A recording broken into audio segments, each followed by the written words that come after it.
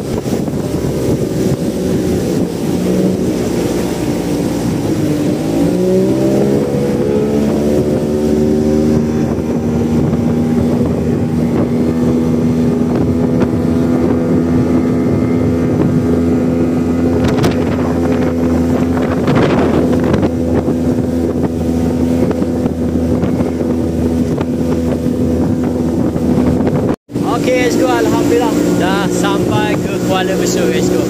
Alright, steady kan? Tu dia guysku. Masuk dah sungai Kuala Besut. Alhamdulillah. Jadi tu sajalah video hari ni guysku. Korang dah tengok kan kelajuan bila kita pergi. Tu tak habis lagi tu. Sebab kita seorang dengan barang-barang sikit. Jadi tak berani nak pergi laju-laju guysku. Pastikan selamat lah. Okay guysku, bye bye. Assalamualaikum warahmatullahi wabarakatuh guys.